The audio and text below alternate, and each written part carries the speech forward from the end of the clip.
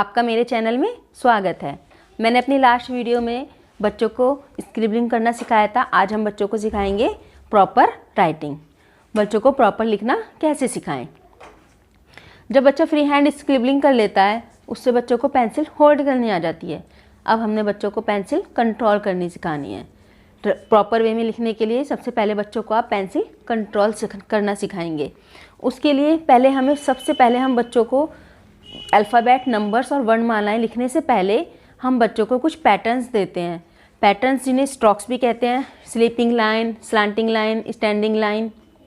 Last में हम बच्चों को कर्व सिखाएंगे, कर्व लाइन, स्टैंडिंग लाइन। इस बच्चों को स्टैंडिंग लाइन करना सिखाएं।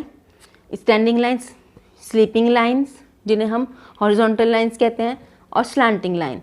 लेफ़्ट टू राइट और राइट टू लेफ़्ट दोनों साइड आप बच्चों को स्लांटिंग लाइन सिखाएं। ये हमने बच्चों को सबसे पहले ट्रेस करनी सिखानी है। सबसे पहले बच्चों को ये आप ट्रेस करने के लिए दें और इनकी ज़्यादा से ज़्यादा प्रैक्टिस कराएं। उसके बाद हम बच्चों को ये डॉट डॉट डॉट करके देंगे। पहले हम बच्चों को ट्रेसिंग सिखाएंगे।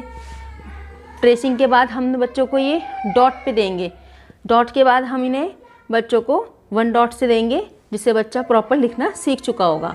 ये इनके लिए आपको सभी ऐसे आपको देनी है। स्लीपिंग लाइन भी पहले ट्रेसिंग में देनी है, स्लांटिंग लाइन भी पहले आपको ट्रेसिंग में देनी है।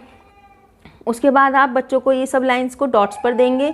फिर आप बच्चों को वन वन डॉट्स देंगे, जो कि बच्चे अब ये पूरी तरह से लिखना सीख चुके हैं। फिर हम बच्चों को कर्व सिखाएंगे। कर्व थोड़े डिफ़िकल्ट होते हैं। कर्व बच्चों को सिखाएंगे। आप इस तरह से ये स्लीपिंग और स्टैंडिंग लाइन को जॉइंट करना सिखाएं। स्टैंडिंग और स्लांटिंग लाइन को राइट टू लेफ़्ट और left to right cross out सिखाएं। और इन्हें आप स्लीपिंग स्लांटिंग लाइन को बोथ साइड से जॉइंट करना सिखाएं। फिर आप बच्चों को ये कर्व सिखाएं। इन सभी को आप पहले बच्चों को ट्रेसिंग में देंगे। ट्रेसिंग के बाद डॉट्स देंगे। डॉट्स के बाद आप इन्हें बच्चों को ये प्रॉपर लिखना आ चुका होगा। आप बच्चों को उन्हें प्रॉपर राइटिंग में सिखाएंगे।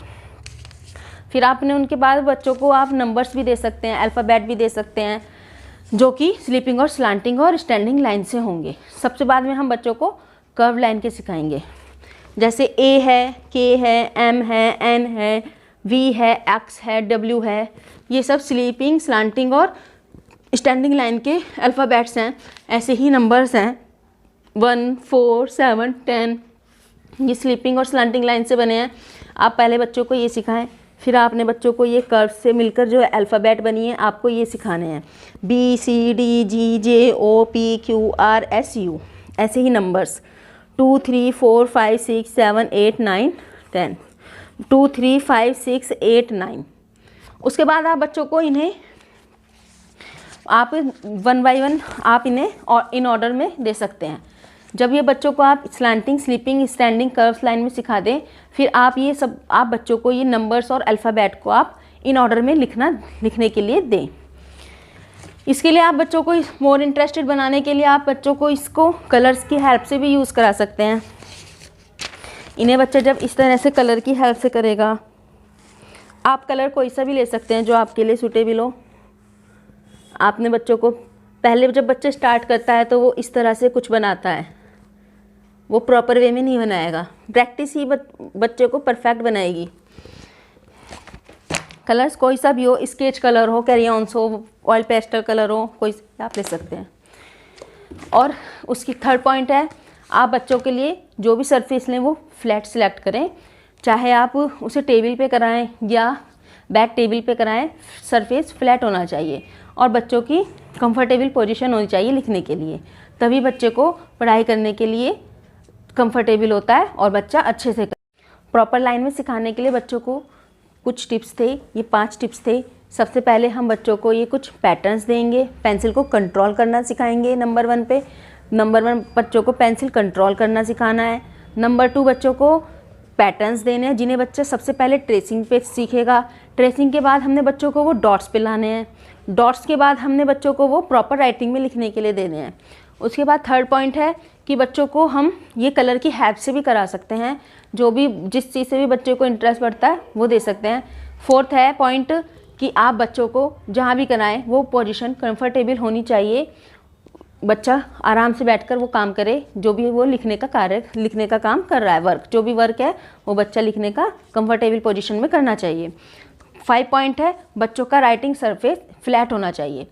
फ्लैट सरफेस होगा तो ही बच्चा प्रॉपर लिख पाएगा, नहीं तो उनकी लाइन से टेढ़े मेढ़े होकर निकलेगी।